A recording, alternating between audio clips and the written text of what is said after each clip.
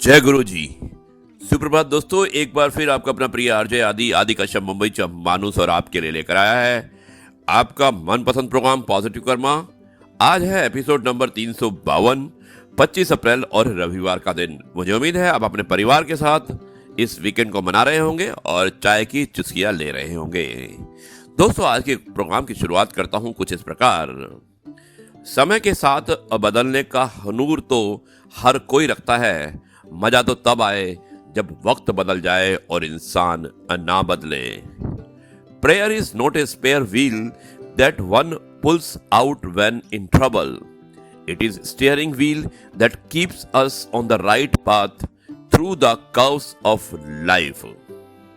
दोस्तों, आज एक रविवार है और रविवार का एक व्यंग मैं आपको सुनाना चाहता हूँ। व्यंग है, थोड़ा सा माहौल को बदलना चाहता हूँ और मुझे उम्मीद है कि ये आपको पसंद आएगा। और आज इसका व्यंग का शीर्षक है, एक बात पूछनी थी जरूर बताना प्लीज। जस्ट आस्किंग, किसी को पता है गलतियों पर डालने वाला पर्दा कहाँ मिलता है और कपड़ा कितना लगता है। जस्ट आस्किंग, एक बात बताओ, धोखा खाने के बाद पानी पी सकते हैं क्या। जस्ट आस्किंग, अगर किसी से चिकनी चुपड़ी बात करनी हो तो कौन सा घी सही रहेगा, किसी को पता है क्या। जस्ट आस्किंग, पाप को हमेशा घड़े में ही क्यों भरते हैं, ठंडा रहता है क्या। जस्ट आस्किंग, ये दिल पर रखने वाला पत्थर कहां मिलता है और वो कितने किलो का होता है। जस्ट आस्किंग, किसी के जख्मों पर नमक छिड़कना है तो कौन सा सही रहेगा, टाटा या पतंजलि। जस्ट आस्किंग, कोई मुझे बताएगा कि जो लोग कहीं के नहीं रहते आखिर वो रहते कहां है। जस्ट आस्किंग, सब लोग इज्जत की रोटी कमाना चाहते हैं लेकिन कोई इज्जत की सब्जी क्यों नहीं कमाता। जस्ट आस्किंग, भाड़ में जाने के लिए ऑटो ठीक रहेगा या टैक्सी। जस्ट आस्किंग, एक बात पूछनी थी, ये जो डिनर सेट होता है उसमें लंच कर सकते हैं क्या। दोस्तों, अगर तुम उस वक्त मुस्कुरा सकते हो जब तुम पूरी तरह टूट चुके हो तो यकीन कर लो कि दुनिया में तुम्हें कभी कोई तोड़ नहीं सकता। यह है आपका अपना प्रिय आरजे आदि कश्यप मुंबई से मानुस और आपके लिए लेकर आया है आपका अपना मनपसंद प्रोग्राम पॉजिटिव कर्मा। दोस्तों, आरजे आदि विशेष कुछ अलग हो जाए। आज की मेरी कहानी बहुत अच्छी कहानी है और कहानी का शीर्षक है पावर ऑफ पॉजिटिव थॉट, यानी कि आपके सकारात्मक विचारों की जो शक्ति होती है उसके बारे में ये कहानी है। बहुत ही मार्मिक और बहुत अच्छी कहानी है। एक संवाद है पिता और पुत्र के बीच का और मुझे उम्मीद है कि ये संवाद, ये कहानी आपको जरूर पसंद आएगी। और कहानी का शीर्षक है पावर ऑफ पॉजिटिव थॉट। दोस्तों, एक व्यक्ति काफी दिनों से चिंतित चल रहा था जिसके कारण वो कभी चिड़चिड़ा तथा तनाव में रहने लगा था। वो इस बात से परेशान था कि घर के सारे खर्चे उसे ही उठाने पड़ते हैं, पूरे परिवार की जिम्मेदारी उसी के ऊपर है और किसी ना किसी रिश्तेदार का उसके यहाँ आना जाना लगा ही रहता था। इन्हीं बातों को सोच सोच कर वो काफी परेशान रहता था और बच्चों को अक्सर डांट दिया करता था। साथ में अपनी पत्नी से भी ज्यादातर उसका किसी ना किसी बात पर झगड़ा चलता रहता था। दोस्तों, एक दिन उसका बेटा उसके पास आया और बोला, पिताजी मेरा स्कूल का होमवर्क करा दीजिए। वो व्यक्ति पहले से ही तनाव में था।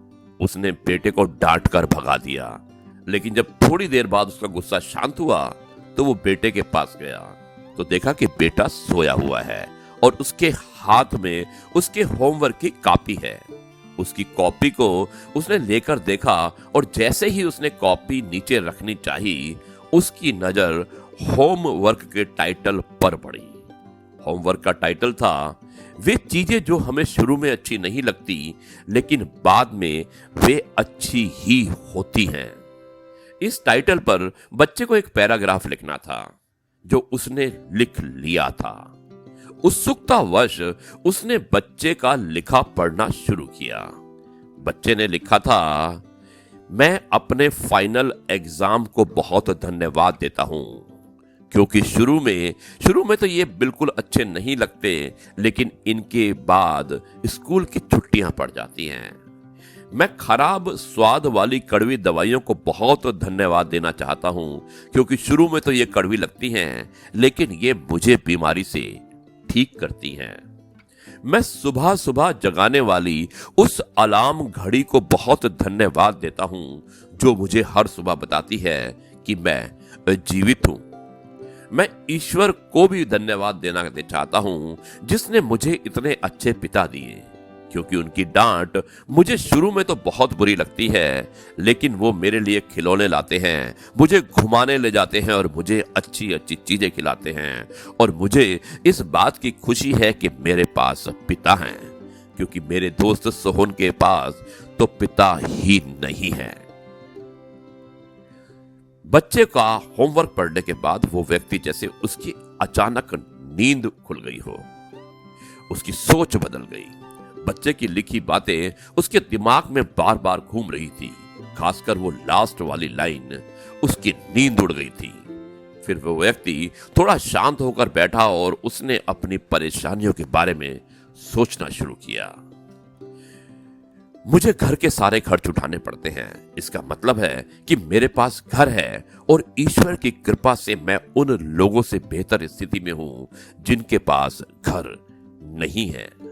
मुझे परिवार की जिम्मेवारी उठानी पड़ती है, इसका मतलब है कि मेरा परिवार है, बीवी बच्चे हैं और ईश्वर की कृपा से मैं उन लोगों से ज्यादा खुशनसीब हूं जिनके पास परिवार नहीं है और वो दुनिया में बिल्कुल अकेले हैं। मेरे यहां कोई ना कोई मित्र या रिश्तेदार आता रहता है, इसका मतलब है कि मेरी एक सामाजिक हैसियत है और मेरे पास मेरे सुख दुख के साथ देने वाले लोग हैं। मेरे भगवान, तेरा बहुत बहुत शुक्रिया। मुझे माफ करना, मैं तेरी कृपा को पहचान नहीं पाया। इसके बाद उसकी सोच एकदम से बदल गई।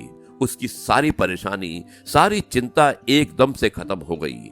वो एकदम से बदल गया और वो भागकर अपने बेटे के पास गया और सोते हुए बेटे को गोद में उठाकर उसके माथे को चूमने लगा और अपने बेटे को तथा ईश्वर को धन्यवाद देने लगा। हमारे सामने जो भी परेशानियां हैं, हम जब तक उनको नकारात्मक नजरिए से देखते रहेंगे, तब तक हमें परेशानियों से घिरे रहेंगे। लेकिन जैसे ही हम उन्हीं चीजों को, उन्हीं परिस्थितियों को सकारात्मक यानी कि पॉजिटिव नजरिए से देखेंगे, हमारी सोच एकदम से बदल जाएगी। हमारी सारी चिंताएं, सारी परेशानियां, सारे तनाव एकदम से खत्म हो जाएंगे और हमें मुश्किलों से निकलने के लिए नए नए रास्ते दिखाई देने लगेंगे। दोस्तों, अगर आपको ये बात अच्छी लगी तो उसका अनुकरण करके जिंदगी को खुशहाल बनाइए। यह है आपका अपना प्रिय आरजे आदि कश्यप मुंबई चा मानुस और आपके लिए लेकर आया था आपका मनपसंद प्रोग्राम पॉजिटिव कर्मा। आज मैंने इसे कहानी को विशेषकर आपको सुनाया है क्योंकि बहुत ही नेगेटिविटी फैल रही है और कोरोना की वजह से, अनएम्प्लॉयमेंट की वजह से, बिजनेसेस की वजह से तनाव मुक्त जीवन हो चुका है। इस कहानी से आप सबक लीजिएगा और अपनी सोच को बदलिएगा। सोच बदलेगी तो आप बदलेंगे और अगर आप बदलेंगे तो आपका परिवार, आपका व्यापार, आपका बिजनेस, सब कुछ बदलेगा। यह है आपका अपना प्रिय आरजे आदि कश्यप मुंबई से मानुस और आपके लिए लेकर आया था आपका मनपसंद program positive karma. Episode number था 352 और दिन था रविवार। दोस्तों, इस कार्यक्रम को मैं यहीं पर समाप्त करता हूं। कल आपसे एक बार फिर मुलाकात होगी एक नई कहानी, नए किस्से और नई बातों के साथ। तब तक के लिए मैं आपसे कहता हूं नमस्कार, जय हिंद, वंदे मातरम, भारत माता की जय, जय जवान, जय किसान और जय गुरुजी।